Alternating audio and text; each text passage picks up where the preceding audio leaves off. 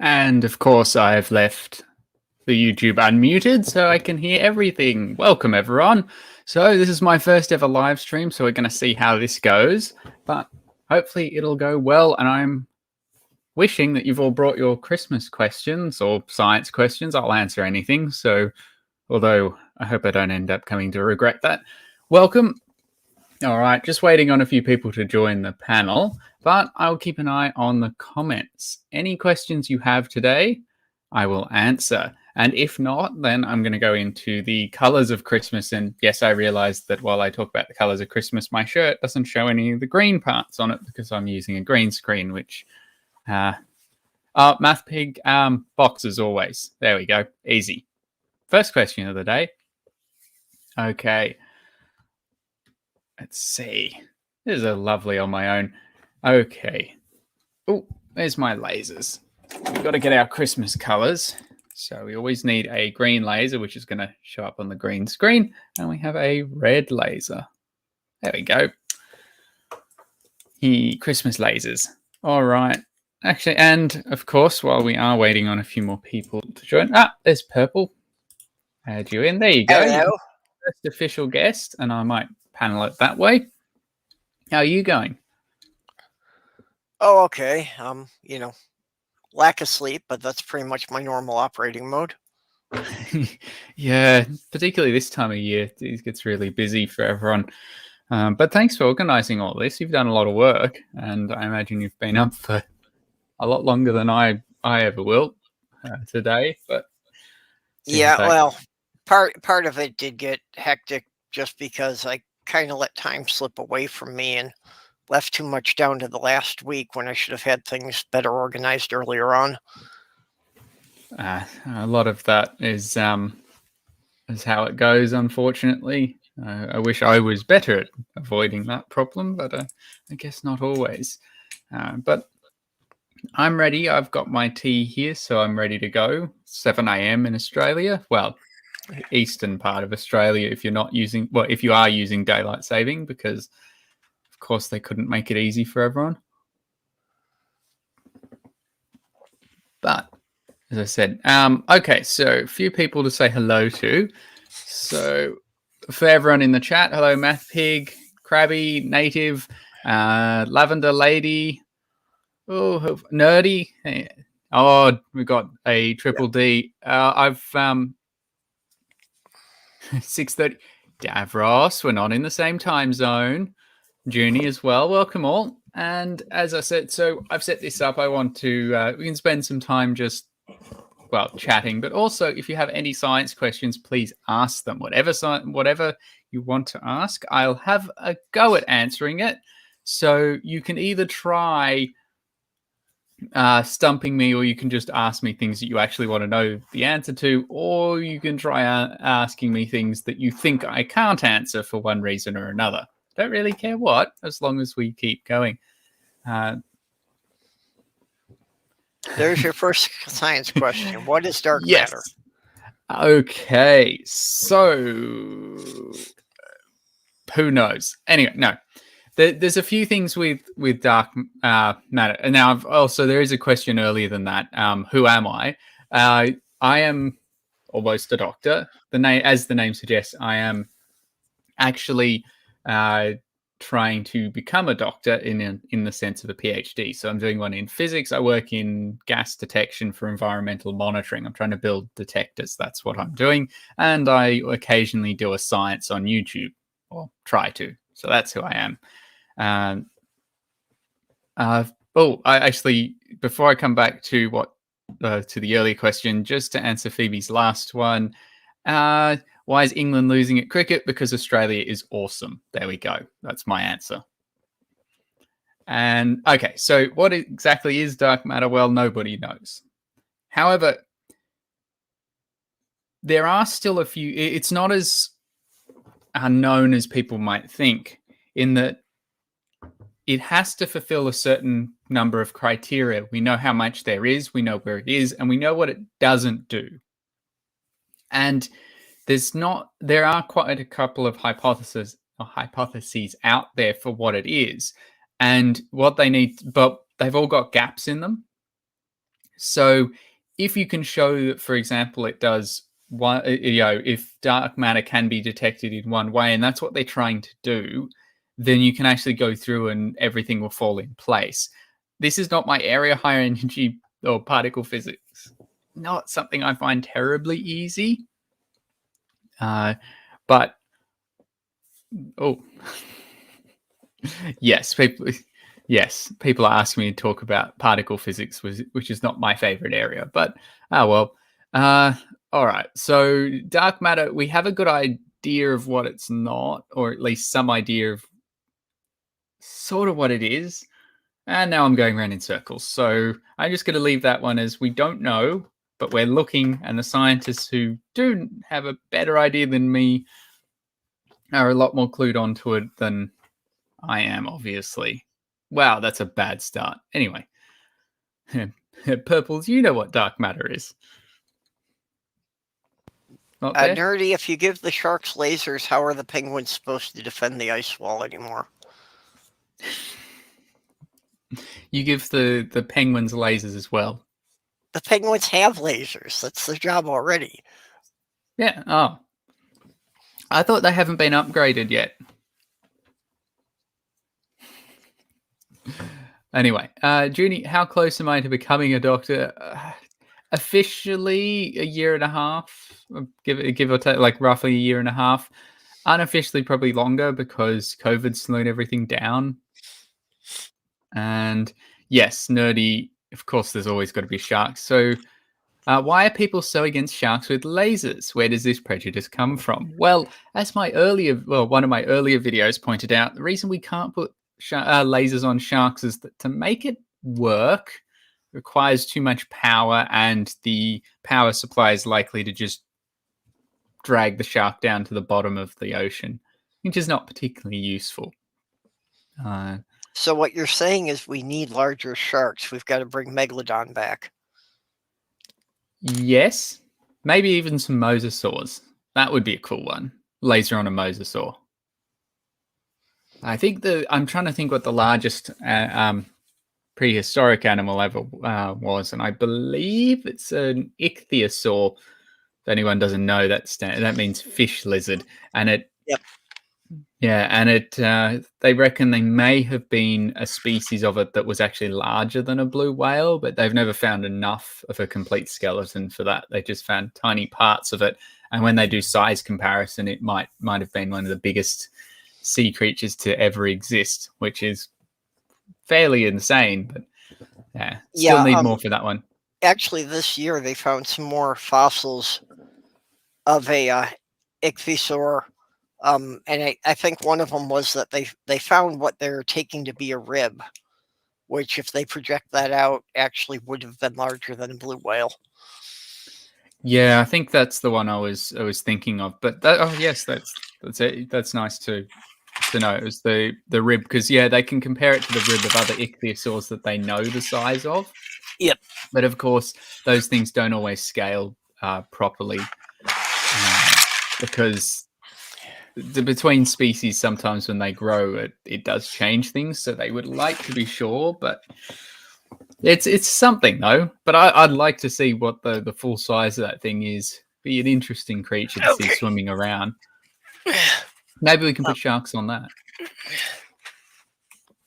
Also, Triple D, there's a link in the cancelled group as well if you wanted to join.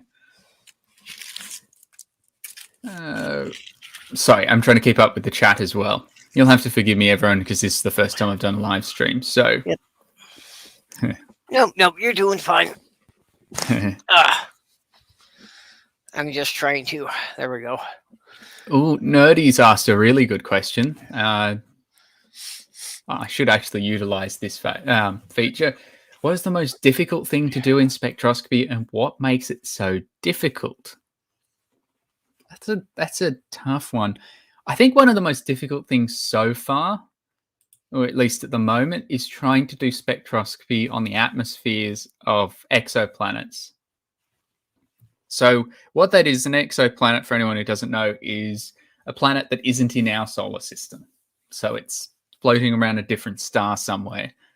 And one of the things that would be like the holy grail of looking for life on other planets would be to be able to have a look at the color of its atmosphere to figure out what gases are there. Because there are certain chemicals that aren't produced naturally, like oxygen. O2 is unnatural without life. You don't tend to get it in the concentrations that we have here. So if you could spot something like that on another planet in a different star system, or way out somewhere else, you'd have some good evidence that there might be life there, or at least other chemical processes that we're not familiar with. The problem with that, thanks, Stool. The problem with that, though, is that we're looking at like a tiny, tiny slither around the outside of this planet that is so many millions and millions of light years away that it becomes almost impossible. There's the amount of actual photons that come through to us from there is pretty much next to nothing. So being able to actually find it and actually scan it with any degree of reliability is incredibly difficult. I mean, just look at when they posted last year, when they released the results last year from a study about looking at phosphine on Venus. Yeah. And there's such a big problem because even though it's physically the closest planet to us, they still had all this problem with background and trying to spot it in the atmosphere. So probably the most difficult thing I would say is trying to read the atmosphere of other planets. Well, it would be really cool to do. Is part of the problems that they're trying to work with photons? Wouldn't it be easier with alitons? With what? Sorry? With alitons. It's just another joke that Stool's going to have to beat me for when he gets here. Oh, okay. All right. Sorry, keeping an eye on the chat. Okay. Why am I speaking upside down? Still because I'm on the non-existent other side of the planet. That's how. Apparently, I don't exist in Australia because Australia doesn't exist. No, I was explaining that to people. Australia is on the bottom of the flat Earth disk. It's the counterbalance for North America. Otherwise, the disk would flip over.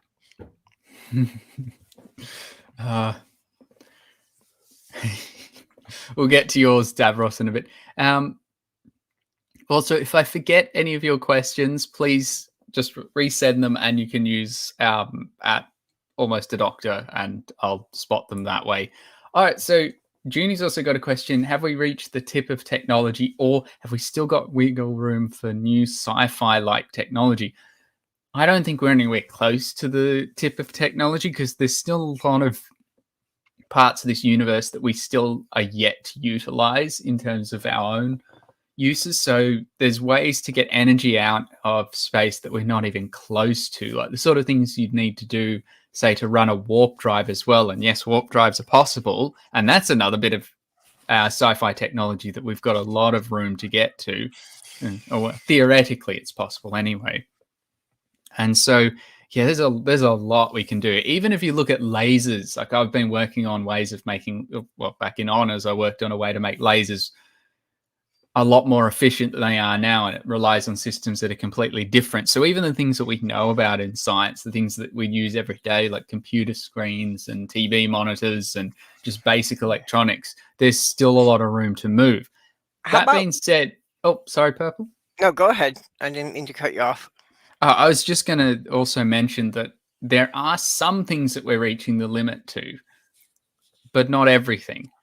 And so if you're talking about silicon electronics, so like the chips in the computers, we are starting to reach the end point of that, because it's getting to the time where we physically cannot get more out of these circuits. If you try making a bit smaller, quantum mechanics starts messing with us, because you have wave functions. So the electrons could be in both of the wires or both of the parts of the circuit, so you can't let them get too close. So we're actually getting to the point where we probably, at least in our theoretical limits of how many circuits you can pack on a chip. Basically, yeah. But that doesn't mean that we can't use other materials. We're just getting to the limit of silicon at the moment. But there's problems with, at the moment, we're trying to use other systems, but we'll get there.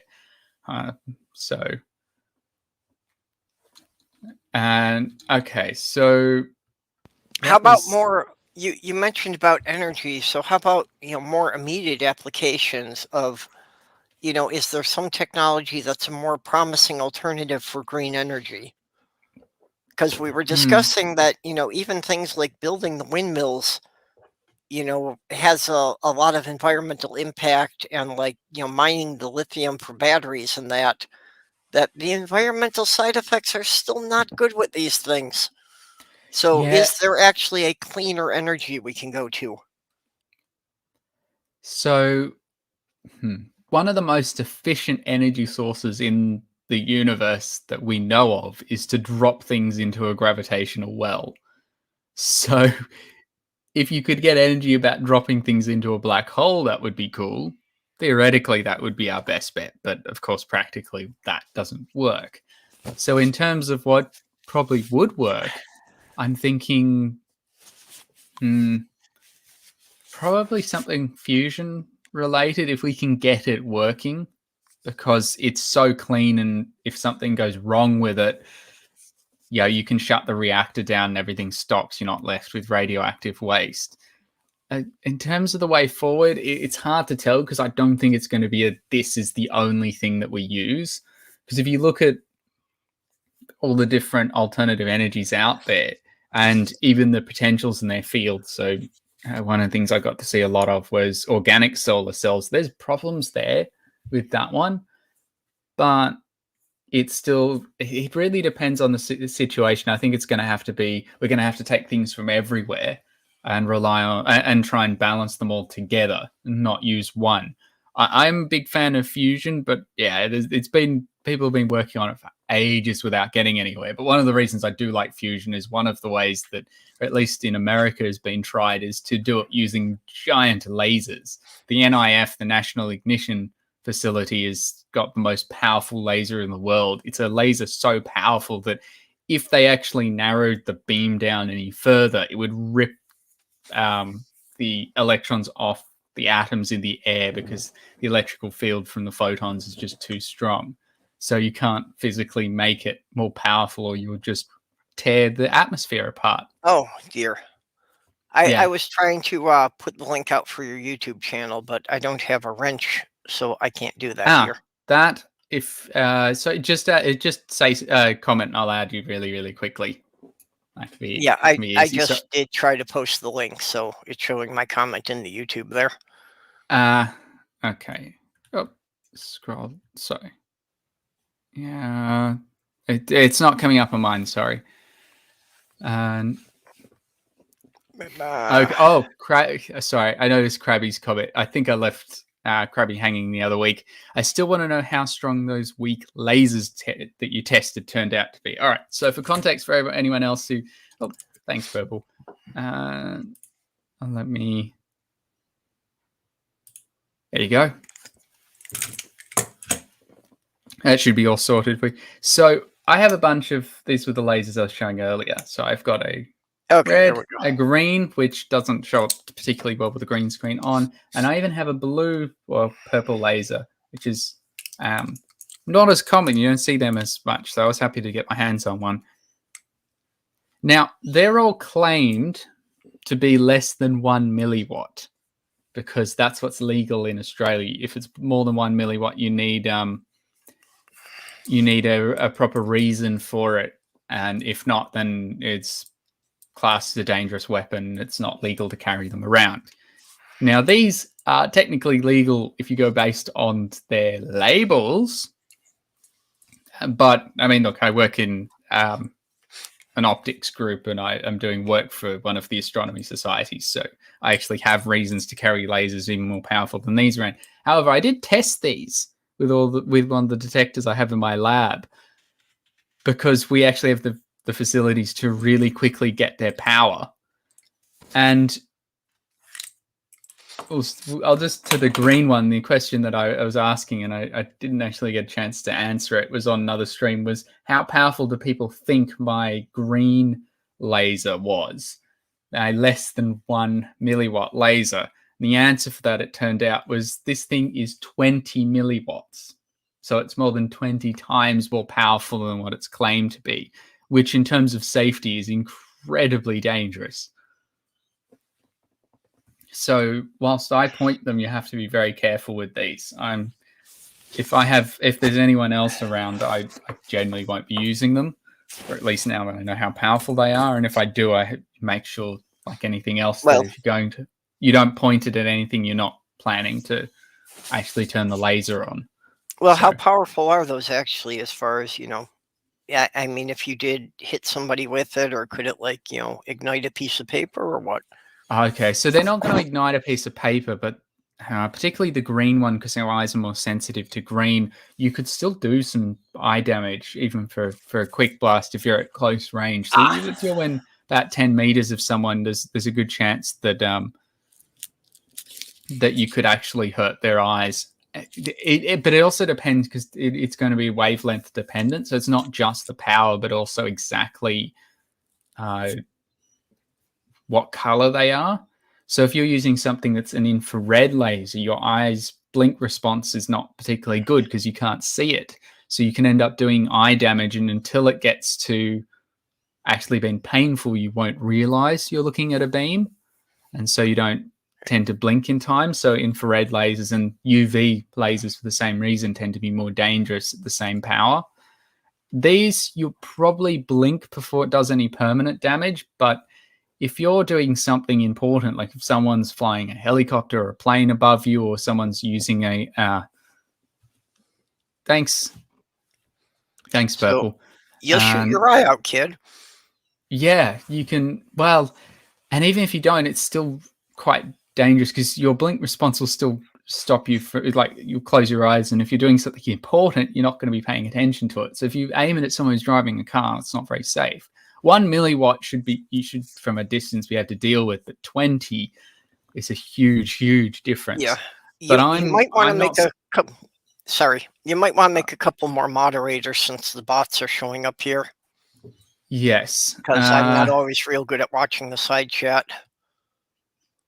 There we go. I'm not sure. Oh, Triple D. Well, let's Robert make X has always been really reliable for that. Sorry? Actually, most of the people that you've got in here. There we go. I've made Nerdy and Triple D moderators, because you've all been here before, and so yeah. Oh yes, Laser Point the Krabby Hermit is actually Sandy, under a new name today. Okay. Yep, I'll add, because I've seen. Yes, most people here I've seen before anyway, at least on other channels. I know I don't tend to. Yeah, other than the actual bot, I'm not seeing anyone here that I haven't seen and was probably a moderator in some of the other channels I hang out in. Okay. Oh, I like Nerdy's question as well, while we're on the topic of lasers, because I can actually segue into this one quite nicely. Assuming you can put lasers on sharks, which apparently you can, would they work better or worse underwater? Now, there's, I think, two things we need to consider here. One is kind of refractive index of the air, as well as scattering from particles. So I'm going to put that in terms of how the beam moves forward. That's one point. And the second one will be in terms of like the color. Can you actually get a laser to go through water as well as you could through air? Now, the first one is probably going to be worse off. In terms of actually aiming the beam, there's not going to be a huge difference. You'll have, it's not going to spread out much further, if at all. But in terms of scattering, which is where photons hit things on the way and they bounce off, which is why when you actually aim a laser, you can see it. And if you want to think of a good example for that, if you have a laser and then someone puts like chalk or powder in front of it, you can see that beam really clearly. That's because it's bouncing off all the little dust particles there. Yep. And underwater, you're going to get a lot more of that, particularly as you start going further and further down. I think once you reach like 200 meters, you get almost like this, 200 meters under the ocean, you're going to get almost permanent kind of snow-like drift of particles. So that's not going to be the ideal for lasers. In terms of the color and it just going through the water, I think ideally you'd need to be near the blue end. So you'd need to be about 400-ish nanometers, I think is the best for water. But in terms of actually hitting things or going through for biological tissue, you want to be at the other end of the visual spectrum. So on the red end, which is about 700 nanometers. So yeah, and the problem with the blue end too is that lasers get less efficient. The shorter the wavelength, the higher the frequency, it gets harder and harder to maintain the laser power with the same power supply. So, so we got a few things there. So I think under the water. Yeah. So not only would it get diffused and you'd scatter more of it, but I think wavelength you'd probably be worse off. That was I covered this all well in my other video, why Dr. Evil can't have shark lasers. So if people want to check that out, I actually formally go into that. And it's scripted, so it's not just me trying to talk off the... Like, that was a little while ago. It's not a particularly recent one. So yeah, that one's all right. A few people have viewed that recently, which I'm happy with. All right. So definitely much more efficient to put the lasers on dinosaurs. Yes. Do a nice Spinosaurus, then you get a bit of best of both worlds. Apparently, they think it's aquatic, but for some reason the tail doesn't move as well as they expected for an aquatic dinosaur. Because that was another one. They recently, I think it was either this year or into last year, published a paper where they'd found new, better preserved bones for the tail, so they were able to model what the tail looked like, and it looks physically like what you would expect for something that lives in the water. Yeah, but it's more like a crocodile tail. Sorry, there's another bot. I'm going to block. Go. All right. Sorry. I'm still getting used to the chat with a live stream. Well, and the bots have gotten much more aggressive about coming in. I didn't have problems with them on my channel until a couple of weeks ago, and now they're there every time. Yeah. That, and I think also, like, in the last few months, they've started with more of the copyright claims, etc. I actually got a copyright claim on one of my videos. It was the Bond car one. They claimed... Even though I'm showing clips from the movies throughout the whole clip, they claimed about 90 seconds. And it was really weird because it was no different from the rest of it. Someone just, I don't know. It must have been a robot that picked it up. But I challenged it. And within 5 minutes, it had been released. Yeah. So... And it just meant I couldn't monetize the video, which, considering how many subs I've got and how many hours I'm still away from that, wasn't a problem to me, which is why I wasn't in a rush. So, yeah, it was all right. Crocodiles and alligators are pretty much dinosaurs. Oh, Mark, close. They're in the same family as dinosaurs, but the tree splits off a bit earlier. So they're on the Archosaur side, and then you've got the diapsid side. Oh, no, I'm getting this wrong. Sorry, biology is not my strong point. They split from dinosaurs before you end up with dinosaurs. So whilst they're actually technically older than dinosaurs in terms of where they split, and they went the other way. Dinosaurs are really, really fast and efficient, and crocodiles went the other way. They're really slow, which means they don't need much energy, and that's why a lot of them survived the mass extinction, whereas the dinosaurs or anything bigger than 20 kilos didn't. Why do cats like to chase lasers? Nerdy's going to keep up with the laser question. Let me just flash that up. So I don't know. I've never actually owned a cat, but cats are quite curious. They like chasing things, so I guess it's just interesting to them. I'm not sure that. If we got any biologists or anyone who owns a cat in the chat. And also there's a popular myth that cats are colorblind, but I have seen plenty of proof myself that cats can definitely see red even if they can't see a lot of other colors. And it's like when people say bulls with the red, they don't like red, but apparently they're colorblind. They don't really see it anyway, and it's more of that you have to aggravate them first. No, I had a cat who always collected red things. That when we'd move the couch to vacuum, there would be a little pile of just any little red object she could have carried off. And I mean, like, I could have a huge pile of Lego pieces, and she would only pick out the red pieces from a pile that's got, like 80 different colors in that pile. So she could definitely see the red. And anytime I had the Axis and Allies game set up, I couldn't leave the room because the Russian infantry would disappear.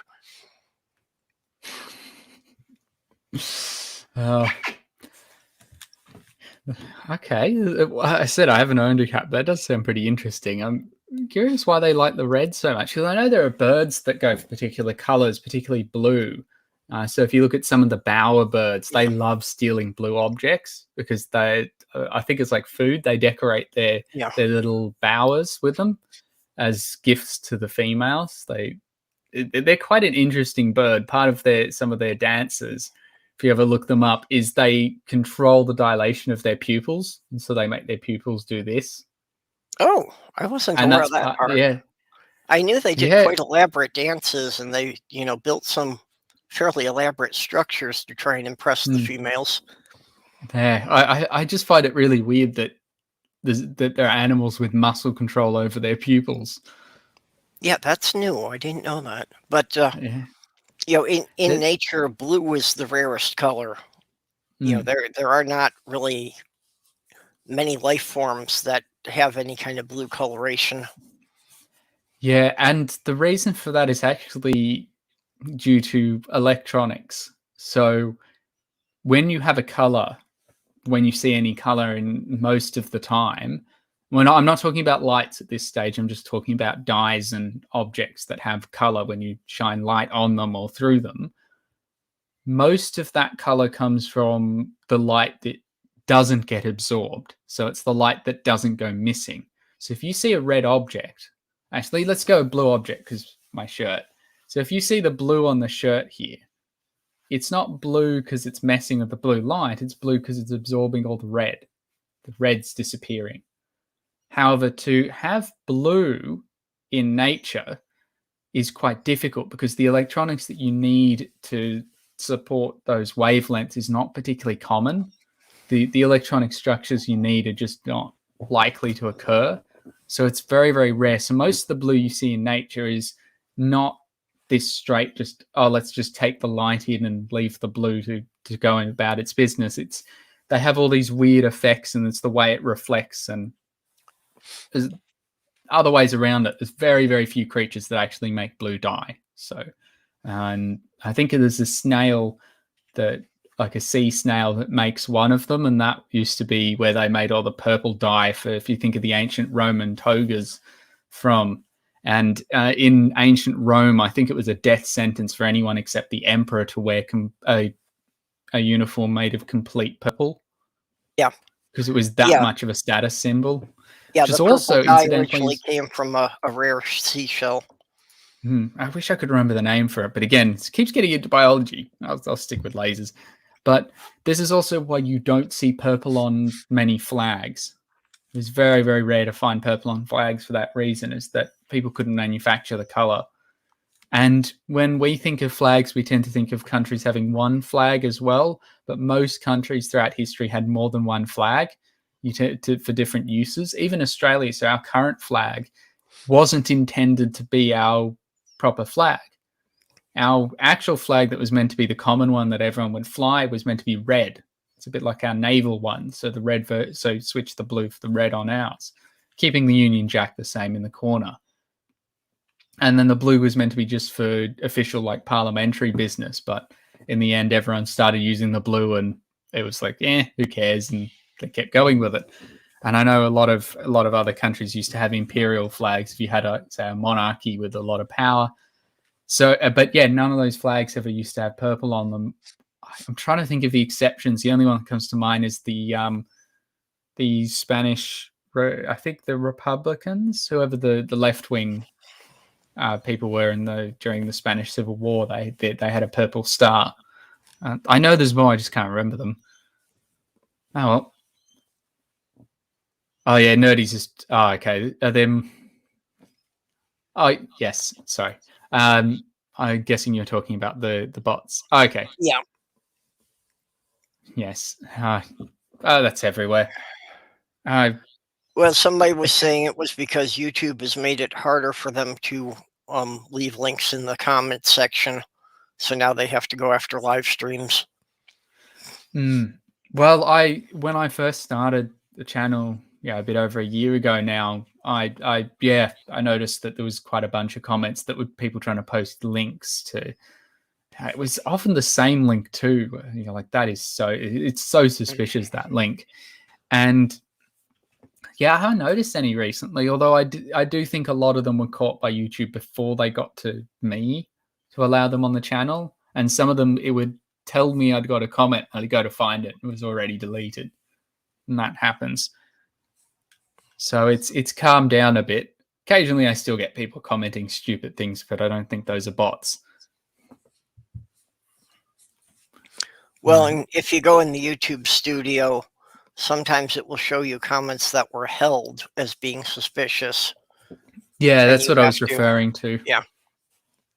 I used to get sometimes it was deleting them, and for a while YouTube got overzealous about that, and they were even deleting comments from my regular users. And it's like it should have been at least smart enough to figure out not to delete comments from people who were moderators on my channel.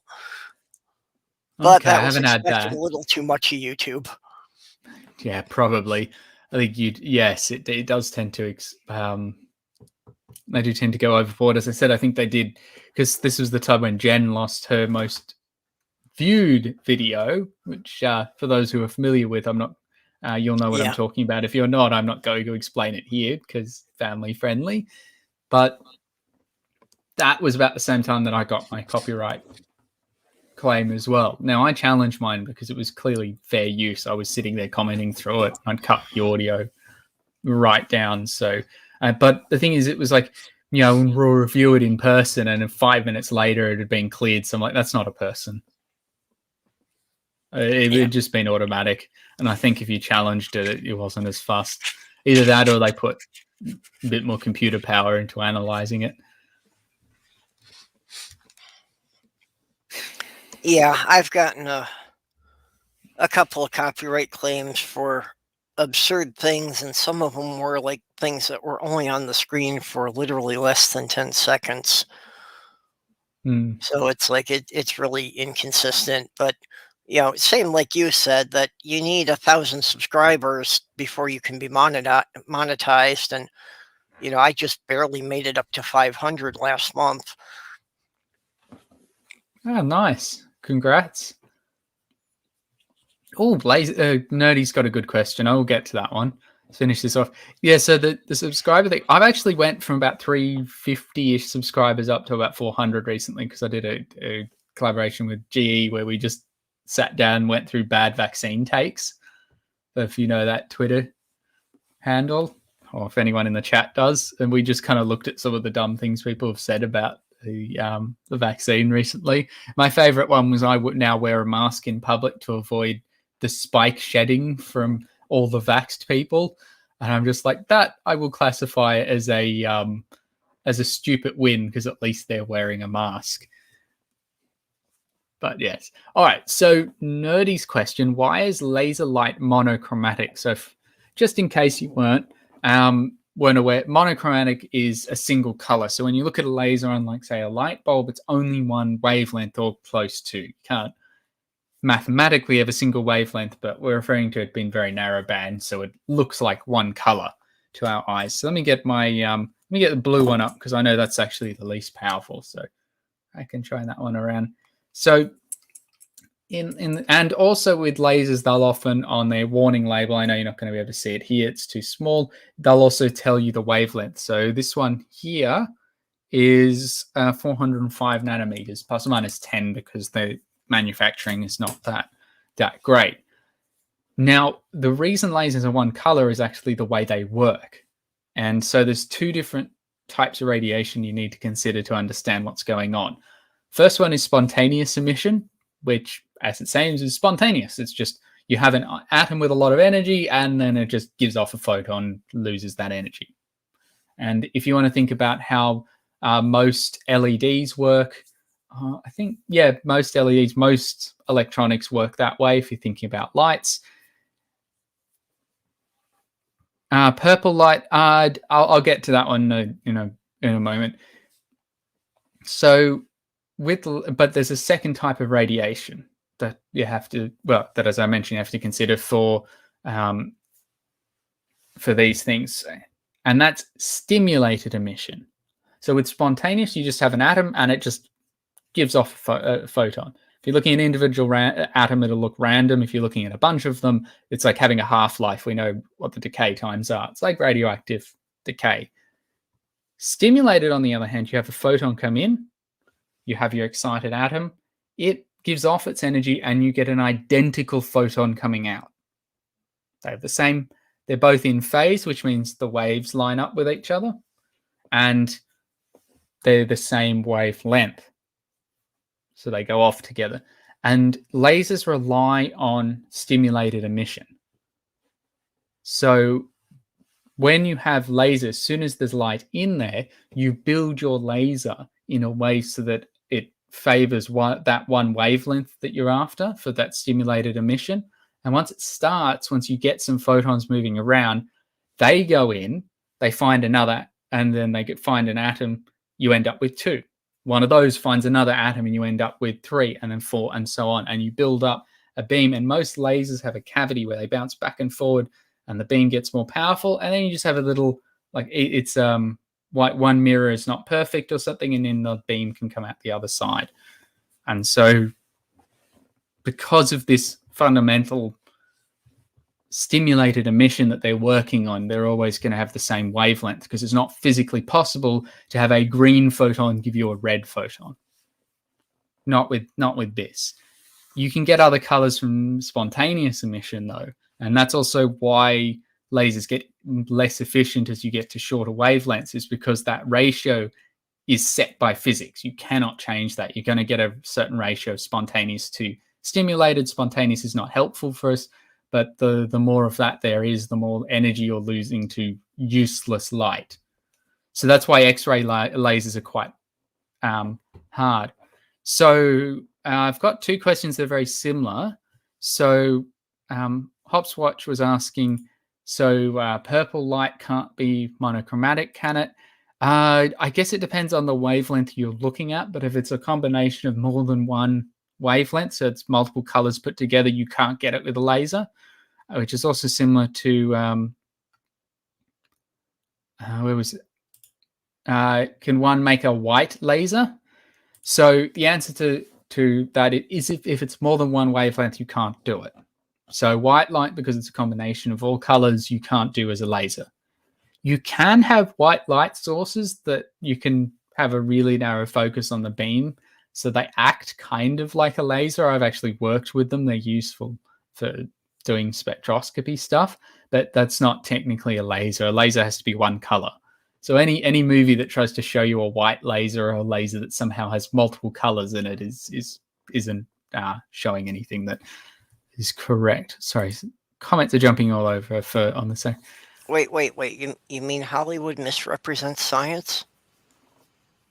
Occasionally. I know, it's a secret. Who would have known? One of my favorite. That's their main source of scientific information is movies. One of my favorite movies for that, in terms of where they clearly had a science advisor and then fell asleep halfway through listening to them, was the old James Bond Moonraker. I'm tempted to bring up one of those scenes again if we get copyright striked. Well, no, I think we should be all right because I've done this in that was the first video I ever put out. It's still on the channel, but it's unlisted. You can find it through other ones because it's like first video. It kind of sucks. But they clearly had someone telling them things about science and then forgot what they were telling them. So they have, in one case, they have a space station. Oh, we got another guest. There we go. There you go. Talking about cats earlier, so we needed our crazy cat. Hello. Hey, Diana. How you doing, honey? Yes. Thanks for joining. I know we got our stream through, so we're nearly getting to the halfway point. I love this stuff. When I went back to school, that second time I was trying for a PhD in neuroscience, and unfortunately, I fell ill, and the PhD sort of went poof. Yeah, I know. So, they're not easy things to get. No, they are not. Oh. And I think that's part of the idea. Let me plug this back in so I can hear what the hell you're saying. I've got to do something better with this arrangement. There we go. Yeah, I was 25 years ago, or 30 years now, I went back to school. And I miss it. I love academia. I loved academia. I really did. But... Oh, yeah. If I didn't have to worry about pesky things like paying rent, I would have just been a professional student all my life. Yeah, I wanted a lab. But I wanted to study affective disorders. Guess what took me out? The irony sometimes. Yeah, that's life is there to mess everyone up. But at the moment, my biggest problem has been COVID, because our country actually, at least until recently, our state seemed to actually care about stopping its spread. Your country, okay, judging by your accent, that would be Indonesia, right? At least you got the right end of the globe, though. Better than some people. I mean, but then again, there are some people who don't think the globe is real. So, but I do have a globe within reach that I might grab down later if I need to point out. And contrary to the meme that Diana and I grew up with, if you dug a hole from North America through the center of the earth, you would not wind up in China. You would wind up in the Indian Ocean, somewhere between Africa and Australia. Yes. I think if you dig through, you have to, if you want to end up in, say, the UK or France, I think you have to dig through New Zealand. I believe that's the opposite end for that one. Yeah, that sounds about right. That sounds about the right offset, yeah. Yeah, New Zealand is almost on the international date line, and England is on the prime meridian. Well, that's why I started at 5 a.m. this morning, because New Zealand was the first country to start the new day. Yes, I did catch a tiny bit of Jen's stream once it became Christmas Day in Australia. So for a few minutes, then I had to get to bed so I could get up for this one. Jen picked up for a canceled stream that I was trying to continue after mine to fill in the 2-hour time slot that came after me that somebody had canceled. So I was glad that Jen picked that up, because at the time, I was not really awake enough to keep things going there. Yeah, that's so true. I had to go and lay down for a couple hours after that. All worked out. Well, I had just come off of doing my normal Thursday night stream, which I had only had 3 hours to lay down between finishing my normal stream and starting the kickoff for the marathon. Mm-hmm. Yes, well, thank you for all your effort to keep this marathon running. because it's Yeah, useful well, for people. Hopefully, it gives everyone something to watch, I did it the regardless of first time where pretty they much are. on a lark, and just some of the messages I got back, realizing that, yeah, this was pretty important. Actually got messages from two people who said they would not have made it through the holiday if they hadn't found somebody they could talk to for a while. Yeah, that's Yeah. the amazing thing. So yeah, kind of scary, but yeah, so realizing that it's important to some people, and especially with the COVID and that people can't travel as much and be visiting family like they normally would be. It's a quiet one here, and that's what I was trying to get to before when I was mentioning, because yes, in Australia we've, for the most part, at least until recently, we got a new premier. So I think that's the equivalent of like the governor. It's like a state governor. I'm not entirely sure, but it's the person in charge of each state. Our recent one is a bit more crazy. Like he would go quite well in some parts of America, I think. Well, but even comparing Australia and the US for what a state is very different, because Australia is what, 5 or 6 states compared to the US being 50, and they're actually about the same amount of area. Some of them, yes. Although if you look at WA, so Western Australia, that's quite a number of American states. It's a good nearly third by US area. and the 48 continental states are about the same total coverage. So, that literally means that each of the Australian states has to be about 10 US states. Yeah, I think, is it the case that an Australian state might be closer to a Canadian province? Yeah, much more so. From what I can tell, I would say area-wise. But our population isn't too much smaller than Canada either. I think Canada's at 30-something million. We're about 25, 26. I have to check the numbers. I haven't had a look for a while.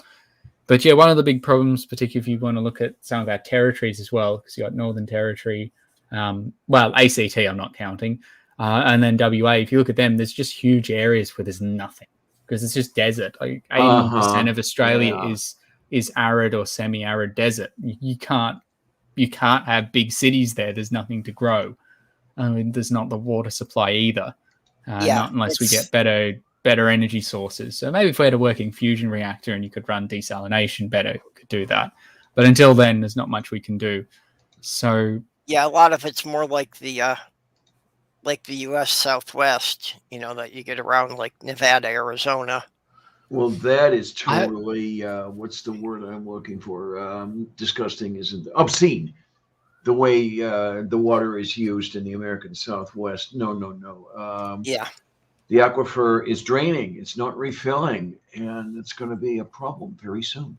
Yeah, well, the city of Phoenix would not exist without a lot of engineering to get the water down there. Neither would LA. I've actually been to Phoenix. It's one of the few places in America I've visited. I've been to Phoenix, Grand Canyon, and LA, and I liked visiting there. And it was a nice, particularly because we did then a road trip to Grand Canyon. It was nice to visit. Isn't the Grand Canyon a wonderful place? Really, really. Yeah, I mean, so many pictures and videos everywhere, but it still doesn't do it justice for when you first walk up to that ledge and you look out over it. Did you get to fly through? No, I didn't get to fly through. Because I did when I was out there, and I'll tell you, there's just nothing like it. Look just to your right out the window, and there is that whole rock record just laid bare for you. And you're humbled by it. You really are. And I don't know, I don't understand how people like Ken Ham and Kent Hovind, et cetera, can think that a mind doing that is better than the way it actually got there. Yeah. Yeah, I've heard some of them talk about it, and it is well, and their claims that it was formed in less than a week. Oh, jeez. Or the old who was it? Venom Fang X with the Grand Canyon formed in 5 minutes. It's like, screw you, boy. That's not how physics works. Nope. And No, Well, some of the things if it was formed that fast, you wouldn't have distinctive layers. Everything would be mixed together. Right. Yeah. Also, yes, WA is good for mining. There's not a lot else out there. Although, technically, during World War II, the Japanese did invade Western Australia. A little known fact, they actually landed troops there. They actually used, I believe it was a submarine to land a scouting force. They got off in WA, looked around, found nothing, and had to come back to the sub and say we didn't see anything. Wait, who was that invaded? The Japanese during World War II.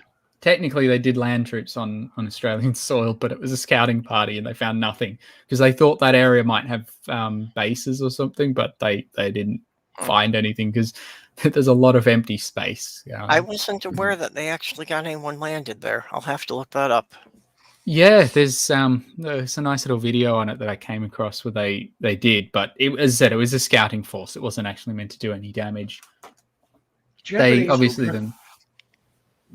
I do like my history, but they did invade what was our protectorate at the time of Papua New Guinea, and I've been to Milne Bay, which is one of their first land defeats. Was it / naval defeat because you have corals. Well, strategically, it was a defeat for them because they didn't achieve their aims. They had to withdraw, even though it was technically closer to a draw of the Coral Sea. That area on Milne Bay was one of the first places they actually faced land defeat against mainly Australian soldiers. Eventually, it built up, and it was both Australian and US, because that was when the US was starting to funnel troops in after they'd lost the Philippines. But I've been there, and the airport there, down at Alatau, which is one of the main villages / towns in that area, it has a single runway, and that was cut back in World War II by Australian soldiers. I think they cut 22 days. They took out 23,000 palm trees or something. It was a ridiculous number of trees to get rid of, and that's still the working airport. They built a terminal, but there's still one of the old anti-aircraft guns sitting next to it. You can see they've kept as kind of a relic because But if you ever walk through. Hang on, let me take care of my alarm. I forgot to turn it off. Okay, that's all right. Yeah, I'll I thought maybe it was another batch of cookies. I'll just drop you out for a moment. But yeah, that was pretty cool getting to go see Papua New Guinea. But when I remember speaking to one of the locals, he was like, the thing unlike Australia, if you walk out into the jungle, the animals aren't going to kill you, but the diseases will. I think it's meant to be one of the most hostile terrains. And there we go. In the world, and you can understand that if you ever go there, particularly in the rainy season. It's not something I'd want to go hiking through that jungle. There we are. But there's a bit of science, more science facts for everyone. Of the top 10 most venomous snakes in the world, Australia has 8 of them, including the top position, and the exact same for spiders. Of the top 10 most venomous spiders, Australia has 8 of them, including number 1 position, which is the lovely Sydney funnelweb spider, which just happens to live around where I do. Oh, yay. Yeah, they're ones where you need to get yourself to a hospital within an hour or 2. Yep, okay. And Australia has the only venomous mammal in the world. Mm-hmm. Yes. I've heard it said that... I was also going to say, I think we've got 2 of the only venomous lizards in the world as well. Oh, what's that? Sorry, my bad. Disappeared. You did. I accidentally bumped the keyboard and it. Yep. I discovered a shortcut for something, a hotkey. Okay, then. Yeah, there are some other venomous lizards in Australia, especially in the monitor lizard family. Oh, sorry, I just noticed this comment from Opswatch. No, I didn't know that. That is a very Australian joke to play on someone. Yeah. I'm surprised it doesn't have anything to do with drop bears, though. Claire's around in the chat somewhere too. And also, Claire, thanks for retweeting earlier. Sorry, I can't quite keep track of everything that's said. I do like Nerdy's question. Sorry, Purple, were you trying to finish something up? Or? No, I was done.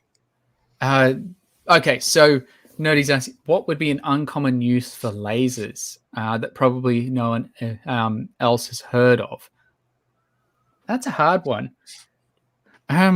Exactly how I use them for my PhD is probably quite unique, because I use them to detect gases, which is not actually that surprising. That's fairly common. But how I use them, I basically use the laser to generate a sound wave out of the gas that I'm looking for. So I basically make, in my case, methane sing. And yes, it's a wavelength that is actually in the range of frequencies our ear can pick up. It's too quiet for our ear to hear, unfortunately. But if you had enough laser and enough of the gas, you could hear it. It's about 12,000 hertz that we're running at. And human ears can go up from about 20 to 20,000 hertz. So we're in that range. So that's the one that comes to my mind, but that's because I deal with that every day. And so I can use the I use the lasers to generate a sound wave. Yeah, thanks, Nerdy. Singing methane. That would be, yes, if you had enough methane and you had the electronic controls, I could actually probably produce songs with it. They'd be very basic, very monotone songs, but you could do it. If you had two different gases and two different lasers, you could then start to add different frequencies on top of each other. You can get quite creative, actually. There's a lot of limitations to electronic controls for this, though, because it's very, very quiet, and the louder you get, you need to deal with all the noise that comes in from lasers and electronics. Things bounce around. Yeah, if I could actually generate an audible sound wave, I would do a video on it, but it's way too quiet. We have to use all sorts of special techniques to pick up the sound wave. And so far I can get fairly low sensitivity, but we need to go a lot lower before it's useful.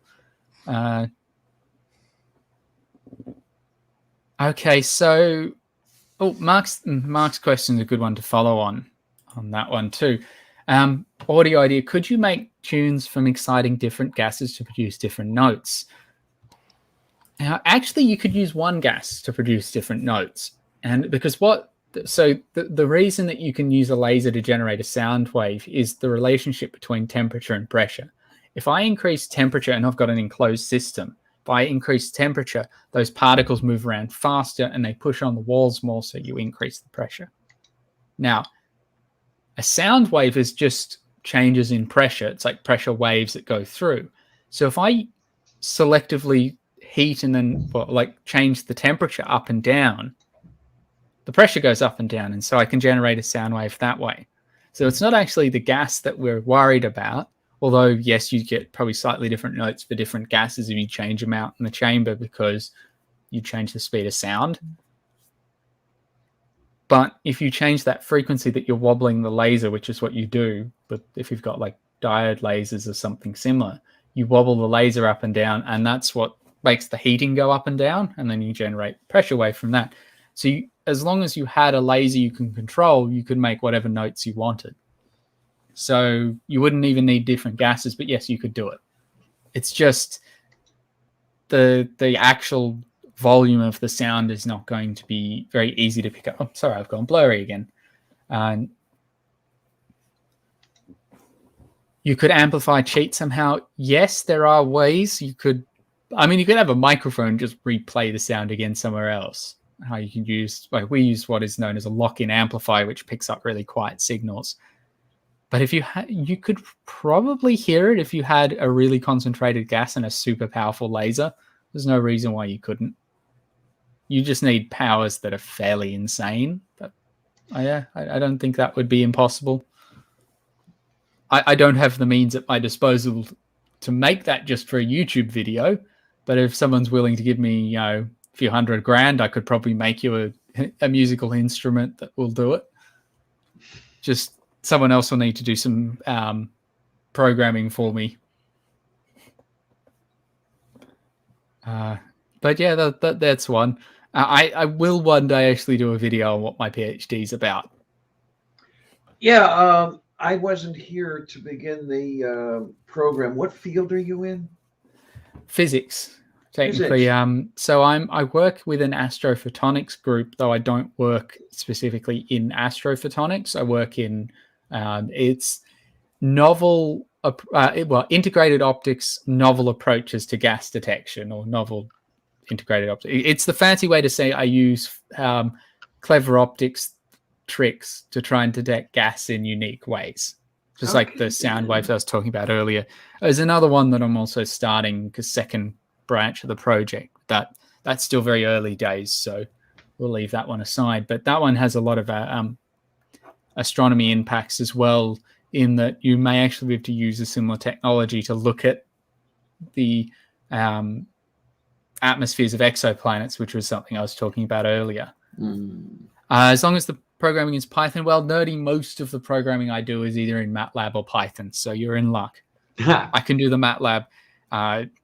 If it's FPGA stuff, I'm screwed, because I do need to do that. Little boards, they're similar to a Raspberry Pi, which apparently is now the most is the most distributed computer in the world, or at least the most purchased computer. But I don't know if that's cheating, though, because does a Raspberry Pi count as a computer? Why not? Well, I'm just I was just thinking more of a lighthearted file if you compare it to a big tower. Okay. But now, I got the question though. When are you going to be collaborating with Sabine Hossenfelder? Wahoo Yamak? Check YouTube. She is amazing particle physicist. I think she does work in cosmology as well. That is something I'd really like to see. This is somebody I am not familiar with. Let me grab her channel's particulars. Yeah, we would need a link here. Yeah. Because even when you said it, I didn't catch the name Beyond Zippy. Here we go. All you do is throw in her first name, because it's not all that common, and you got it. Really? I would have thought there'd been a lot of people using Zippy. Zippy the Pinhead references. Zabine. Or as I'll put it over here, and I'll put it in the other place. Bioelectric charges in the mushroom can trigger changes in synthesis. Huh. Yeah, so you can. I've seen people do that, where you measure small biological changes, and you can use that to generate music, or at least different tones. So. Oh wow! And you can do people as well. You can, but anytime you get little electrical changes, you can turn it into music if you have a synthesizer. But when I'm referring to the lasers, I am directly generating a sound wave. Yeah. It's quite cool. I knew that mushrooms were like the internet of the forest. That trees miles apart can communicate by sending messages through the fungus in the ground. Yes. Oh yeah. So when it's the mycelial network, not the thing out of Star Trek Discovery, which is just a joke of science. But what it is trees can't actually live on their own. When you look at their roots, you might instinctively think that tree roots are really good at absorbing nutrients, or at least that they're capable, but they're not. And this is why, from an evolutionary point of view, it took so long for trees to move onto land, or at least plants. The first ones were very small, moss like lichens, etc. What they need is actually fungi to grow on their roots. And the fungi are really, really good at absorbing nutrients and breaking them down, but they're not good at producing energy. So they help each other. The fungus or the fungi on the roots gets all the nutrients, gives it to the tree, and in return, the tree feeds the fungi. This eventually developed into a network where, because if you look at a mushroom on the surface, it's only a tiny portion of the actual organism. Most species of fungi don't actually have anything that you'd see on the surface. Most of it's just a giant root-like network under underground. And so these networks can span, as Purple rightly pointed out earlier, miles. Like you can talk huge distances. And on top of being able to aid the trees, they can transport nutrients and they can transport information. So you can actually see the response. If one tree dies from a disease, it can actually signal through this network to the trees around it, warning them to put their guards up, and you can actually see that effect. And if there's... Sorry, Purple? Go ahead. Oh, no, I was just going to say, where I lived in Upper Michigan was right on top of... Someone get the box, sorry. Where I lived in Upper Michigan was right on top of the famous humongous fungus, which is estimated to span over 37 hectares.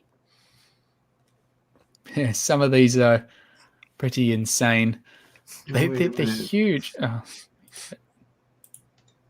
All right, the bots are showing up. But as Nerdy points out, yes, tree internet. Basically, they've been connected on the web longer than we have. And that is, that's why they reckon it took millions of years longer than we would instinctively have expected, or at least generally expected for plant life to evolve on land, was because they needed to also have the fungi necessary to do so. So you had to have both evolve, and that's why it took so long. There we go. There's a nice prediction for evolution that once we knew everything, it worked out very well. Oh, okay. Yeah. So I think some of that's right, because the chat can be a little delayed. Okay. That's why. Sorry. To Krabby's comment. So would it be possible to... Oh, here's Robert's question. Would it technically be possible to make a laser sword? Feel that a beam would go on and on, wouldn't stop after 1 or 2 meters? Yes. So you can't make a laser sword of a certain distance, like you would see with the lightsabers. That clearly isn't meant to be light, even though it's called a lightsaber, because that's not how light works. And I think they've said that in Star Wars, but could you make a beam out of it anyway? No. You could definitely make laser cutters. That's not hard to do. We've got those. So the best bet for a weapon would just be a giant laser shooter that just can burn through things. But it wouldn't make a good weapon. It'd make a good tool to maybe cut through doors or to do things while in combat.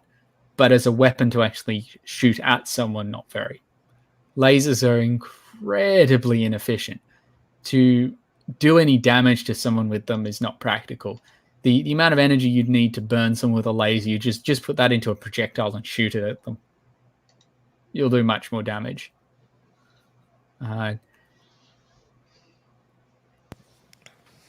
Yes, I know. So for lasers, swords, the other thing though is that lasers don't just keep going in a straight line. They actually diverge slowly. So like most light does, it does spread out. But so eventually it'll get to the point where you can't see it anymore, which is why lasers don't go on forever. But that is the only thing I could think of getting closer. So lightsabers be some sort of funky plasma, maybe. Again, plasma physics, high energy physics, not my area. I have heard people say it's meant to be plasma, and apparently there are ways of doing it. But those are a bit beyond my area, because I just know you can't do it with a laser. You'd need something at the other end to reflect the beam back, and well, you're not going to get that. And if you've got a physical object there, then as soon as you try whacking anything with it, you've broken your weapon, which is not useful. Because that's the other thing too. Lasers are fairly fragile. You don't... In the military, if you want to look at where they're actually used, they're not generally used as a weapon. They're used either for guidance or as an like a defense system, so a anti-missile system. You can use giant infrared lasers to blow things up before they reach you. So if you've got an incoming missile, you just heat it up and make it explode before, or just disintegrate before it gets you. And that has been around for a while. You can even find videos of them being used.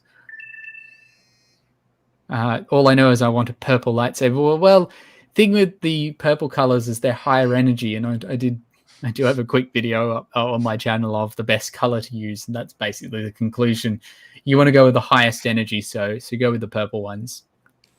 Well, that violet end obviously of the the spectrum. purple is best. Uh-huh. Yep. You know, you really didn't have to do any research for that. Yes, I should have just come to the group chats and just asked. I would have got a very distinctive answer. Well, you're saying, but anyway, just in case and somebody named Lavender. So, what kind of answer would you expect? There you go. Yes, and also if there's anyone in the chat who wants to join, particularly if you want to verbally ask me science question, feel free to. If you either DM me a link, let me just check no one's actually been asking. But yeah, if anyone wants I'll send you a link. You can come and join because I recognize pretty much everyone in the chat. So unless it's a bot, no bots allowed. Unless you're, well, actually, if they're sentient enough to actually talk, that'd be interesting. But I don't think we're going to find those. I is a Turing machine. Is a anyway. Nerdy, I don't need a lightsaber. You know, if you can't kind of notice the horns, I'm already equipped. Have they figured out whether they actually use the horns as combat weapons? Well, definitely like rival males using them against each other because they have found some specimens with punctures on the frill that, you know, exactly fit the horns. Which would be whether or not they use them against defense against predators is kind of a separate question, although I don't see any reason to think they wouldn't have. I believe there was one fossil of there's a few fossils found where the dinosaurs have actually been caught in combat. And I believe there was one where I think it was some dinosaur with spikes on it versus a raptor of some kind, and maybe it was a Tyrannosaurus of one of actually, the species. It was a Protoceratops, which was an earlier ancestor that still had the frill around the neck but didn't have horns yet. Okay, because there've been a few. I know there was one found where it actually punctured the internals for the dinosaur that was attacking it. But I can't remember if that was horns on the head. They reckon what happened is they got trapped in a landslide, but they'd been fighting, and they were both too weak to get out, so they just got buried, and that's why they got preserved. But one of the main reasons is that having horns on your head is not particularly practical because as a defense against predators, you know, in terms of rutting and things like that, it's what we see all the time. But this time of year, think of reindeer. Although apparently in December, the only reindeer with antlers are the females because the males lose them, so they regrow them for the next season. Yeah, the male reindeer don't have antler during the winter. There we go.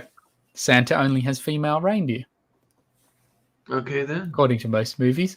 But thing is, if you put your defense mechanism on your head, that's not particularly useful against predators because that's also a very vulnerable part. You don't want to be using your head or poking your head towards a predator, which is why I think a lot of dinosaurs ended up with clubs or spikes on their tail.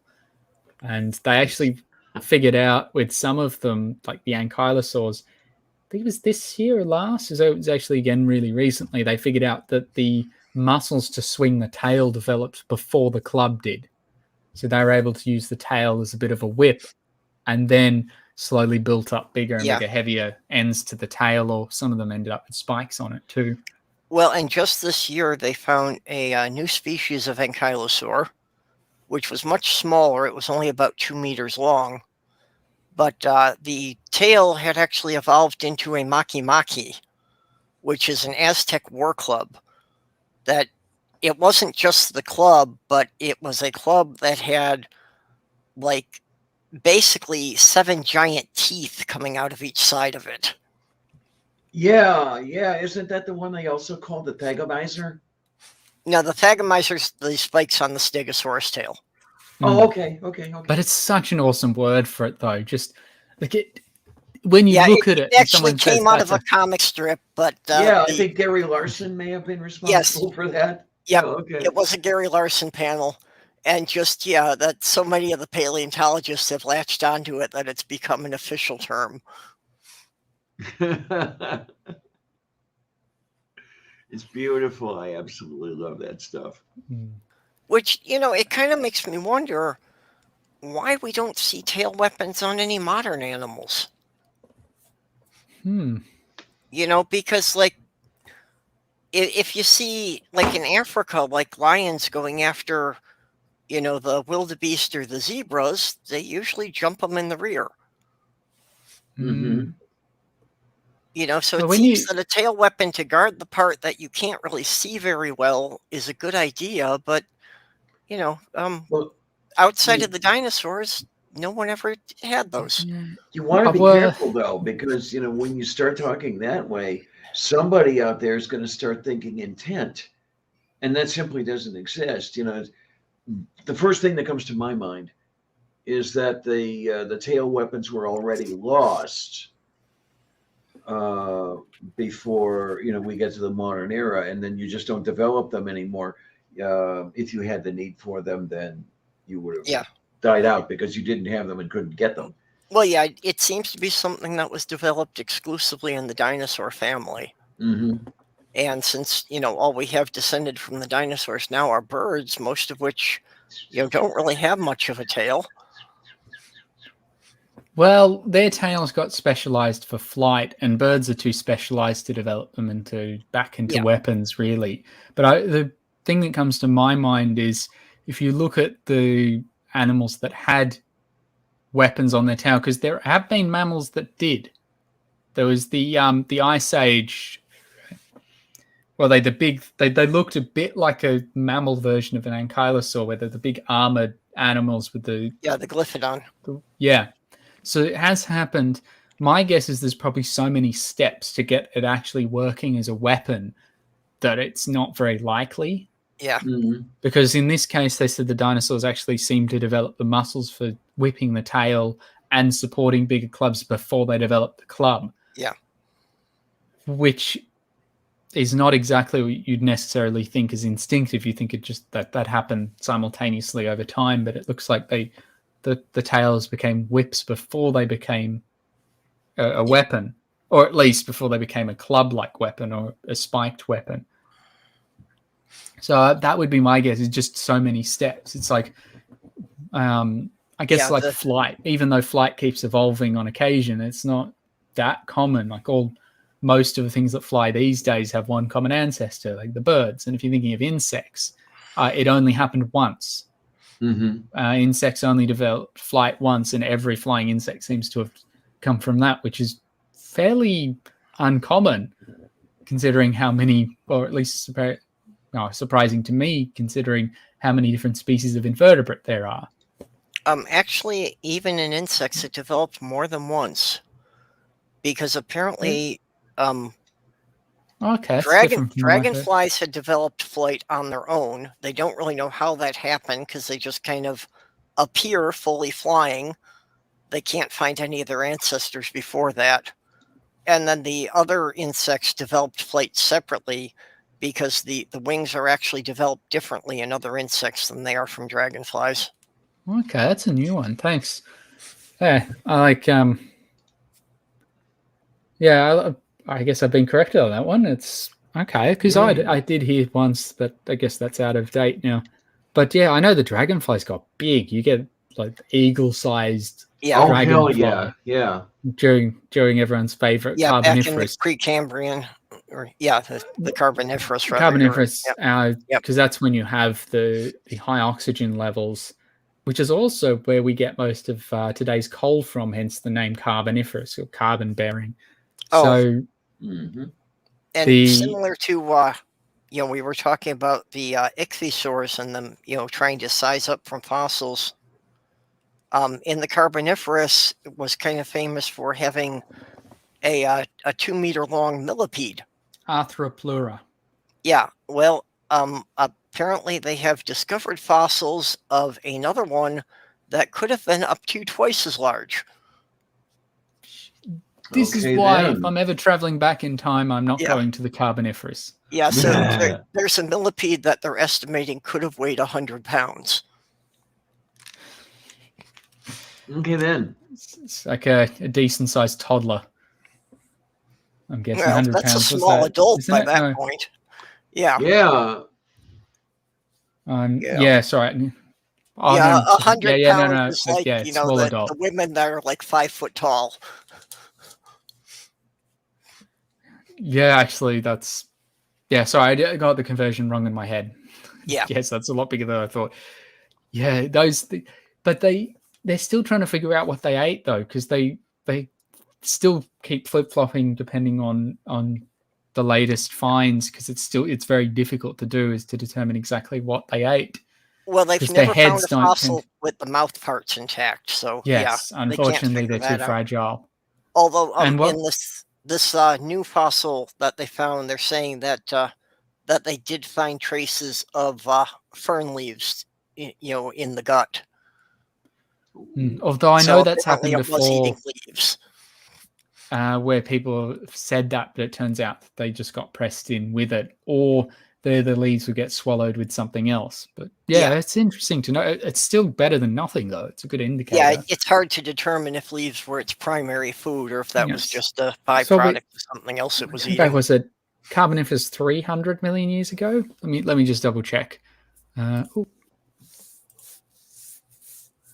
Sorry, something came up. I'm just checking and this is why it's so high. It's so long ago that hardly anything actually preserves. The fact that we have anything like the degree of detail in the fossil record that we do is just simply amazing. Sal Mindful has a good point that skunks defend themselves from the rear even if they don't use their tail for it.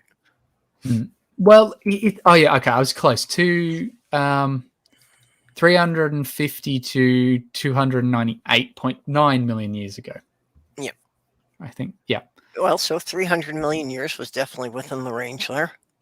Yes, I'm within the range bounds, which is good. It's like saying you're within scientific error. It means your answer seems to be correct. Krabby, if you want a baby dinosaur, just get a little baby parrot, because all birds are dinosaurs. Yep. I know that's a cheat. I know that's a bit of a cop-out, but I'm going to use it anyway. If you want baby dinosaurs, go for birds. That's why I do like birds more and more. And I even like, and I once I figured out once I learned that they were dinosaurs, it was just like, they're more impressive now. But it makes sense. If you ever watch them walk with their feet, it's like, oh. So when people always, try and depict dinosaurs in movies, I always get a little frustrated because of they don't look like that. Well, and a weird thing that most people don't get is that the birds didn't come from the line of dinosaurs people expect them to. That the original line of bipedal dinosaurs, that line actually went extinct. Birds actually come from the line of the big quadrupeds. Yeah. That it was like the sauropods and the ceratopsians that actually have the bird hips. Aren't raptors very close to birds? Or did they also come from that line? But they evolved later from that line. Okay, so so the line that got birds also split off for raptors as well before, but it comes from the Saurischian side, does it? Okay. So biology is not my strong point. So I'm glad I've got you here to get through these bits, because yeah. Yeah, I get confused a lot of times too when we're, trying to sort out the different family groups and that of animals. Yeah, I've heard Kent Hovind very snide about birds came from the lizard hip dinosaurs. As if he's complaining that evolution doesn't exist. And it's just the way it worked. Well, we've had so many predictions from evolution that turned out to be true when it comes to dinosaurs and birds. So they're not a good example to go to if you want to be a science denier. But like some of the dinosaurs, like when you see them in movies, they always get two things wrong: their color and their size. I have not seen a movie so far that's actually bothered to keep both of those correct. Now, I could be wrong. There could be some out there I haven't seen. But if you think of the really, really common ones like Jurassic Park and Jurassic World, that Jurassic Park, when it was originally made, was fairly close because they didn't yet have Yeah. the detail that we have now. But when they made Jurassic World, they couldn't have probably got more wrong if they tried. Like the velociraptors are twice the size that they should be, and they should have been covered in feathers. Yeah. Both of this, but yeah, they're way too big. But I think in the book they're not actually velociraptors. They're another species of raptor that was bigger. So if they'd actually gone with that one, it would have been slightly more accurate. The Utah raptors were considerably bigger, but the way they're portrayed in Jurassic Park, both the size and the way they move and attack is actually seems to be more like a Deinonychus. Which I think was closer to whatever species they were meant to be in the book rather than movie, which would make sense. Yeah, I don't give Michael Crichton points for really being that scientifically informed to have known the difference. I know we mentioned Moonraker earlier. I do want to come back to that one, but I'm trying to think. Oh, what was my point? My brain's just had a jump. About Moonraker being the worst Bond film. I'll get to that one. It was enjoyable to watch, but in a cringy way, if you know what I mean. Yeah, exactly. Yeah, that was the one I was talking about. I think while we're on the topic of getting science wrong in movies. Oh yeah, that was my point. The velociraptors, they reckon, from recent discoveries, probably didn't hunt in packs either. They probably hunted individually. The traits that they seem to have found in the fossil record indicate that. That's what I was going to get to. But back to movies getting science wrong. There's very few movies out there where they seem to have listened to the science advisors all the way through. One of the better ones for it, I know, is Interstellar. Right up until the end. I'm not going to ruin what actually happens at the end, but right up until that end bit, if you've seen it, you'll know what I'm talking about. They actually did listen to the science advisor, and most of it's fairly accurate. Oh, well. Even if exaggerated a bit in parts, and yes, there's one or two parts that they clearly went artistic license, but for the most part, they just it was all right. And their depiction of a black hole was actually so well produced that they actually had two or more bunch of publications out of it because they simulated it properly to the point where they used it for gaining better knowledge of what a black hole probably looks like. Okay. So it was, they actually used a proper simulation for it and advanced science to make the movie, which I think is really cool. I wish there was more examples like that in out there.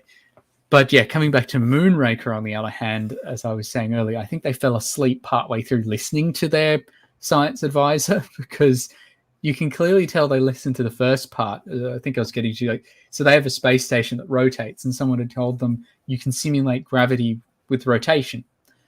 And then they'd fallen asleep for the next bit about which direction that gravity is meant to go. Because if you're spinning, it's you kind of get the simulated gravity almost pulling what feels like pulling you outwards. It's really the sides pushing you in, but in terms of how you would feel, it would be the same thing. Spinning out from the center. Not to mention that if it's too small, then the difference between your head and your feet is enough that you get too dizzy. But no one told them that. So they have it spinning this way, and the gravity's going perpendicular to it. It's just like, no, it's not how that works. Yeah. And it was just and then they have the whole fight in space. That scene is just like, they do a Wilhelm scream in space. Well, yeah, there's always the sound effects, the explosions in space. There's, I remember for when they did the, when they redid the Star Wars, so 7, 8, number 8, they have a scene in there where there is a silent explosion in space. And I believe in some cinemas, particularly in the US, they actually had to put like disclaimers on it saying that it was meant to be silent because a few people got confused. They thought the audio would cut out. Yeah. Well, it always got me. The bots are coming back today. Sorry. Saw another one. Give me a second. Sure thing. I've been working on trying to write a science fiction book, and trying to keep it scientifically accurate, of at least not violating any of the laws of physics as we understand them. So I think that's possible. Well, it's possible. One of the biggest problems from a writing standpoint is you have massive time lags. Like when a ship blows up near the orbit of Saturn, it's like 20 minutes before anyone on Earth would be aware of it. Yes. And but that could make for some interesting kind of plot twists as well, because then you could have things happen. Sorry. No. Well, and basically the whole premise of the book is this group of ambassadors from the Galactic Alliance come to Earth, to try and assess our society and are we ready for open contact. And when they find something they weren't expecting, realizing that it'll be 43 years before reinforcements can arrive. I know, but it does make it hard, whereas in most movies things happen simultaneously. But I also, because I do like my history, and one of those parts I like is naval history, and it's a similar problem. Movies tend to show things happen immediately. Like if you're watching, say, Pirates of the Caribbean or even more modern naval movies, they order the ship to turn and the ship starts turning. Whereas in reality, that's going to take you a couple of minutes before that actually occurs. Particularly in the days of sail, you can't just spin the helm over, or you're probably going to rip half your masks off if you're not careful, or masts off, sorry. So yeah, there's that problem with time delays, or in movies when it's like, this army's been defeated, and then somehow everyone knows within a few minutes. That's not how it works. Even in World War I, it could take days before the general knew what had happened. And I think that's a common thing, not just in science fiction. In science fiction battles, you see, like especially Star Wars, like they've got these single-person attack crafts and zipping around and all this, and it's like, in space, you're not really going to be able to do that. You're not going to be able to turn that fast and all. There's just a lot of factors. So I think battles in space would probably be more like battles in the days of sailing ships, that you try to line up to take a broadside, and then it's going to take you like half an hour to turn the ship around and come back for another pass. Yeah, and the distances too, they seem to show them getting very close, but in reality, you'd be able to intercept things well before they got probably within visual range of a human. Yeah, we got another one. Well, especially if you had laser weapons. Okay. If you've got a weapon that actually moves at the speed of light, it would be kind of hard for them to shoot anything at you for you not intercept it. Well, that's the thing. A lot of these space battles would probably be over before any of the ships met, because they would have done all their calculations and trajectories, and you'd probably know what was going to happen. Yeah. Because if you slam some object into another spaceship at the speeds that you're going at, it doesn't matter what. It's going to do damage. That's the problem with space debris. If you want to destroy a planet, you really don't need big ships or missiles. All you have to do is pick out an appropriate asteroid and alter its orbit a little bit until eventually it crashes into the planet. And if you pick a big enough asteroid, you can pretty much wipe any civilization off the planet. Yeah, although in that case, depending on how much warning the civilization got, they could also do their best to deflect it as well. And it depends on the tech level of the civilization. Yes, if you're talking about even our current tech level, we'd have a good chance of deflecting an object as long as we detected it. So if we've spotted it, and there's the hard bit, there you can get fairly decent sized objects close before we notice them, particularly if they come from a direction that we're not interested in. But if we do spot them, there's a few spaceship that we have, or at least designs for, that should theoretically work. We should be able to get fast enough. One of them, interestingly enough, is the original Project Orion ships, which I did a video on, where these were basically spaceships powered by nuclear bombs. Oh, yeah. We'd just drop a string of bombs out the back and blow them, and then the blast would move you forward. But you'd need bigger and more bombs as you got further out into space, but at least you're moving faster. They reckon that you'd be able to, even with only a couple of months warning, if you'd still get at least 2 shots at deflecting a large asteroid coming in, because they're relatively fast, they're relatively easy to produce if you're not too worried about what happens to them. Yeah. And so you, yes, in theory, should be able to smack things. But that's the other thing too, that I guess going back to what we mentioned earlier with sci-fi fights, it goes both ways. Yeah, a lot of the time you'd know what was going to happen. You know, by the time these objects got close to the enemy civilization, if they're quite tech advanced, they'd probably be able to deflect most of them. And the idea of building shields like they show in movies doesn't work, because Newton's third law is a thing. That's the one thing that doesn't get me, is that, you know, when you have a shield and it blocks a missile, that energy has to go somewhere. Yes. Yeah. And one of my favorite examples from World War II, I'll see if I can bring up a picture of it while we're doing this. It's the ISU-152. It was a giant ass Soviet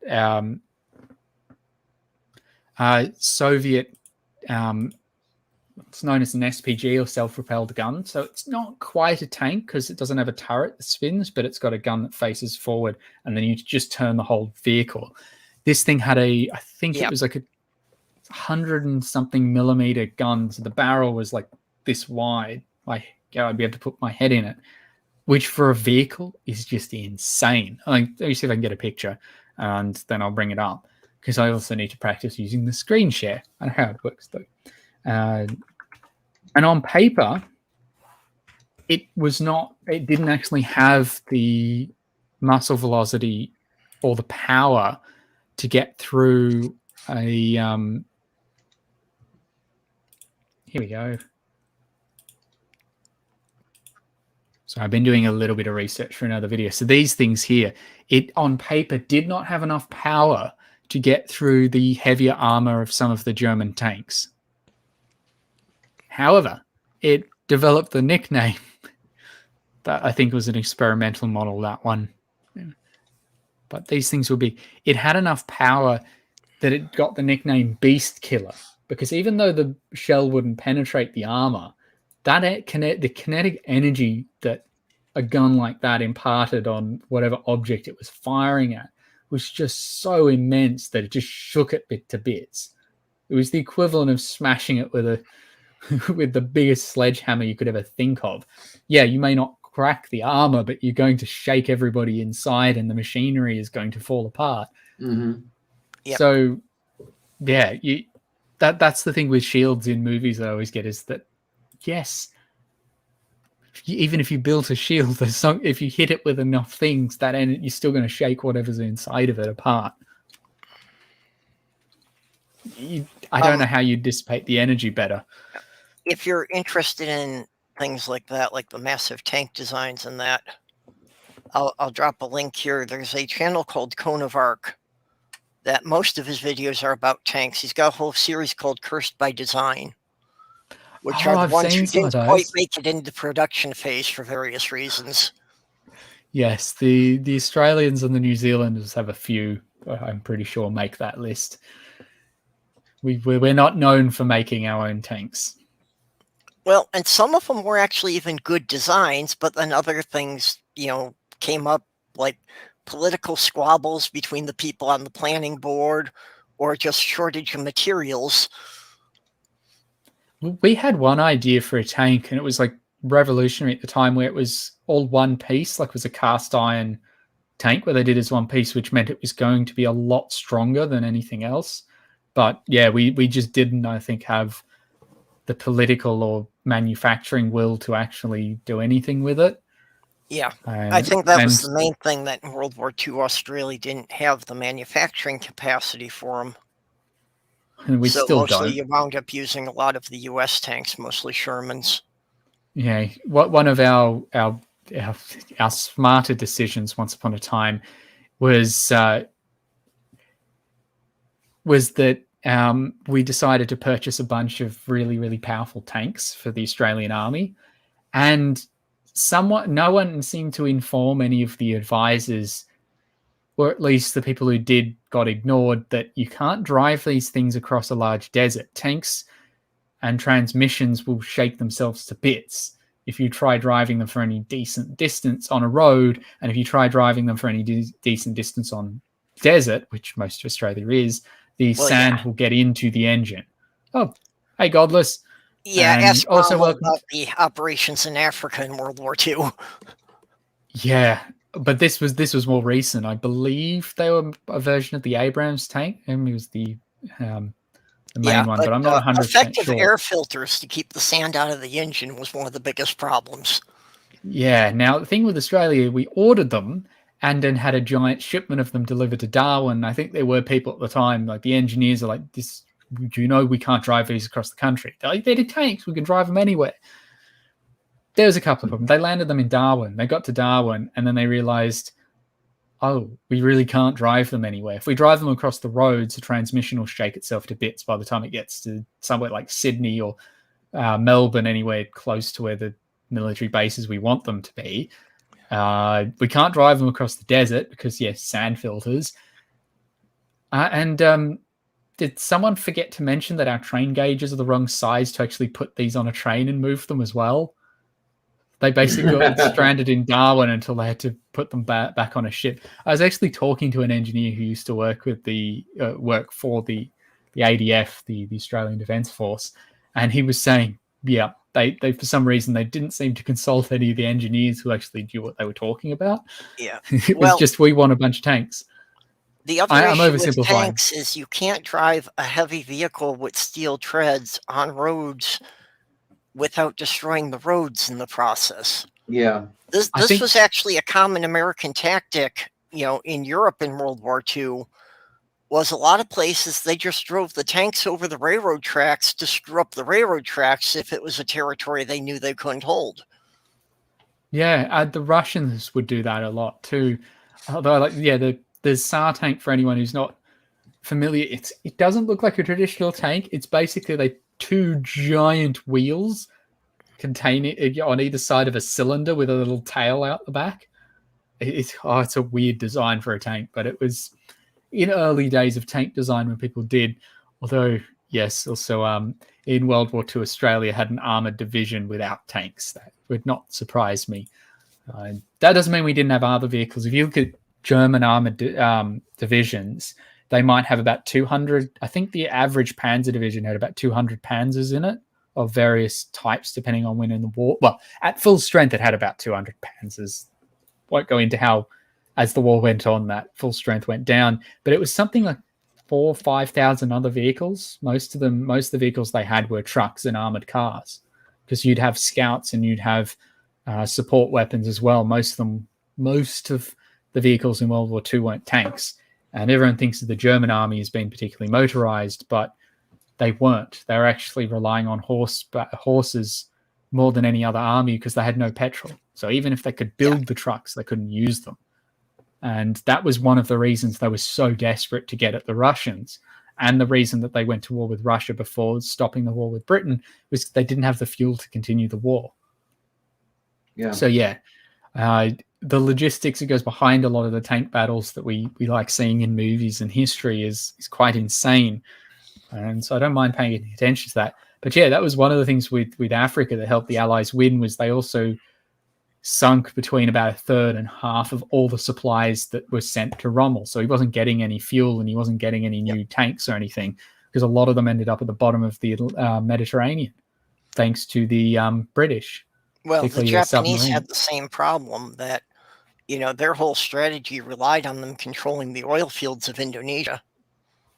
So when the Americans knew it.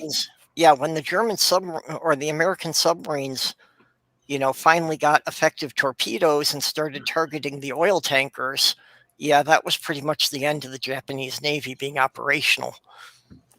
Yeah, so it was basically the end of Japan being operational, because at the beginning of the war, Japan, just before war was declared, Japan relied on imports to feed its people. And I think more than half of the ships were not Japanese. And I think 30% were British, and then another 10% were Dutch, and another 10% were French, and then the Americans had a proportion. It was something ridiculous. Most of their ships that they relied on were not Japanese ships. They were merchantmen who were hired out. So the World War II equivalent of cargo carriers were the Dutch, the French, the British, and the Americans, who they were all going to war with. So they already had a shortage of ships.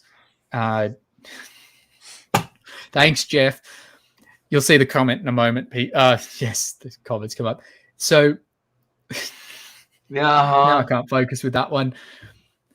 So they already didn't have enough ships to move the supplies around. So as Purple said, once the Americans got in and sunk some of them, they couldn't, even if they wanted to move the supplies back to Japan, they couldn't.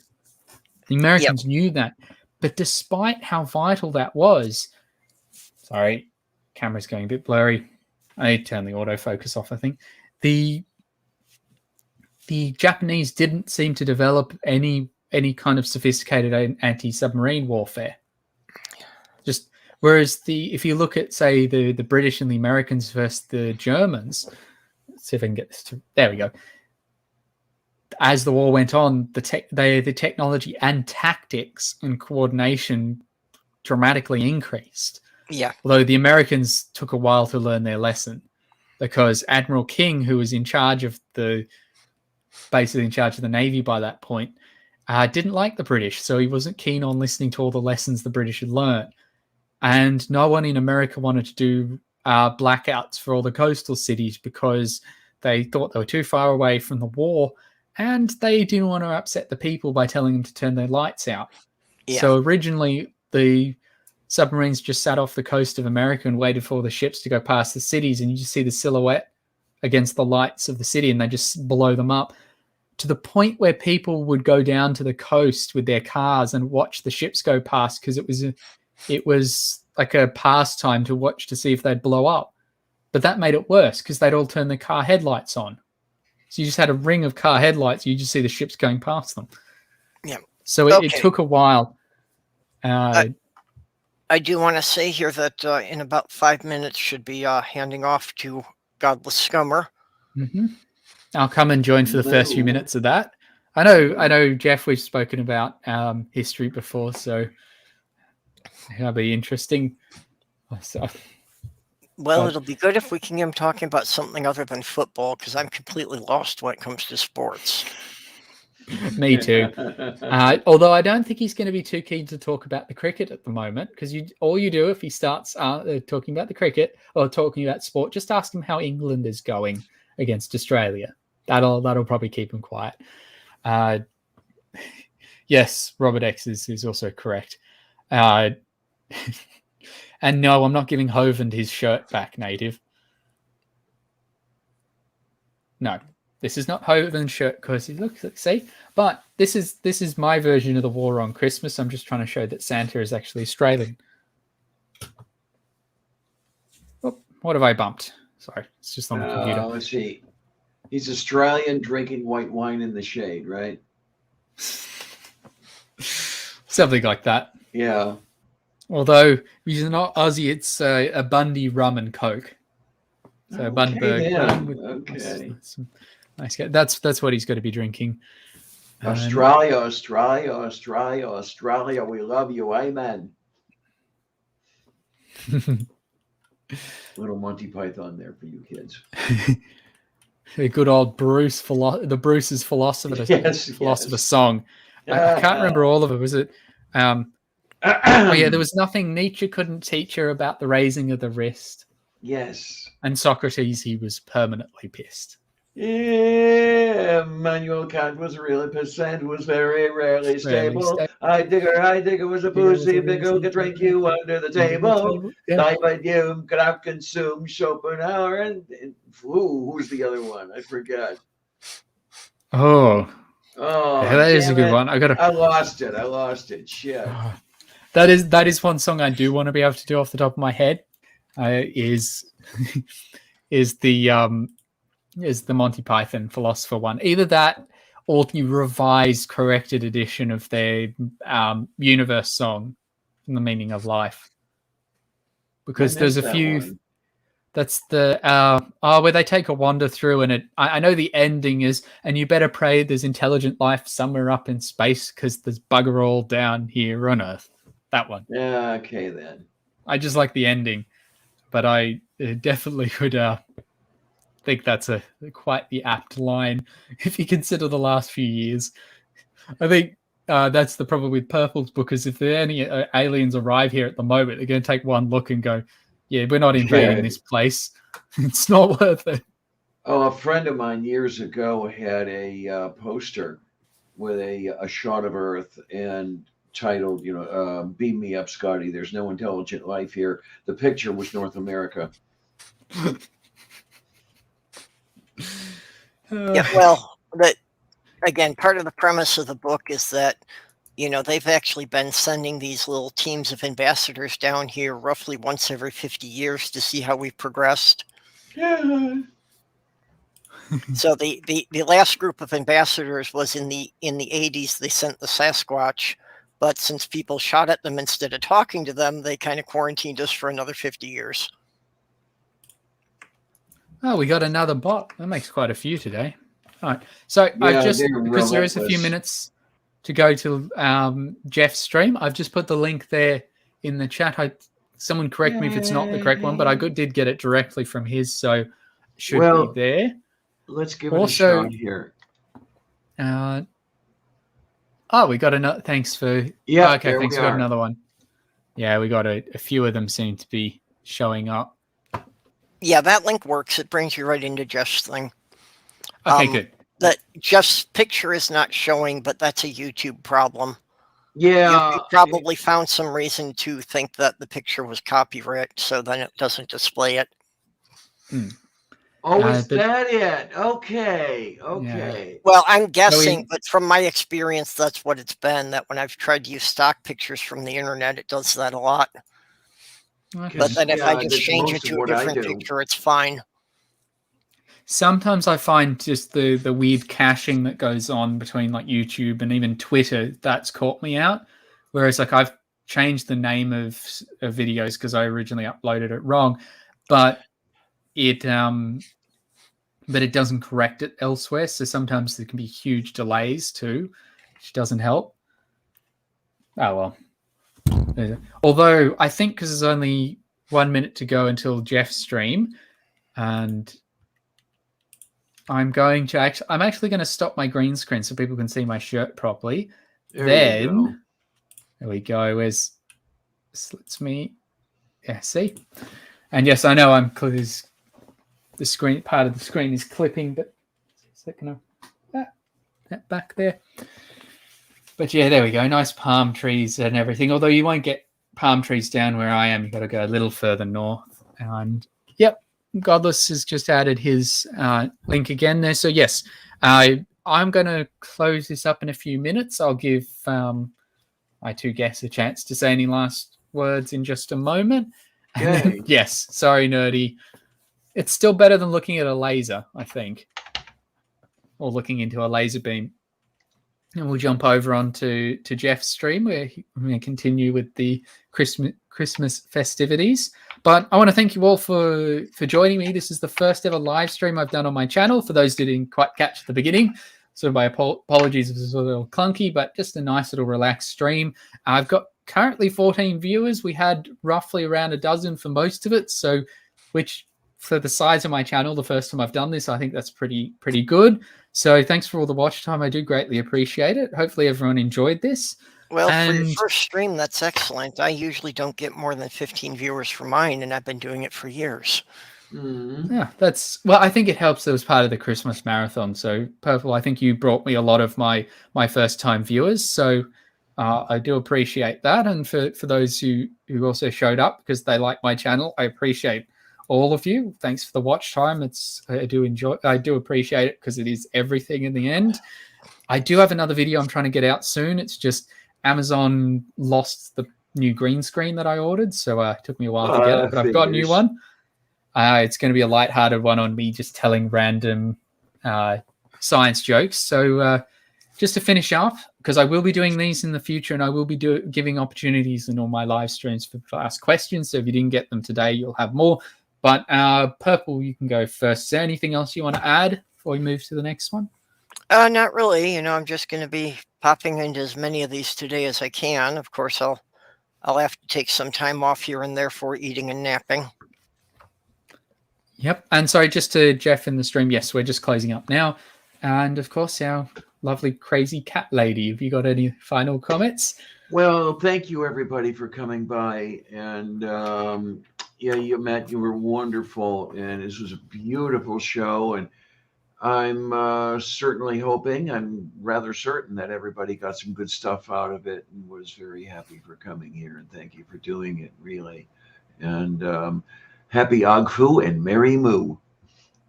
Yes. Merry Christmas to all, and to all a good night, considering it's still Christmas Eve. Everyone. All right. I'll see you all over on Jeff's stream. Yep. Right, bye, everyone. Bye-bye.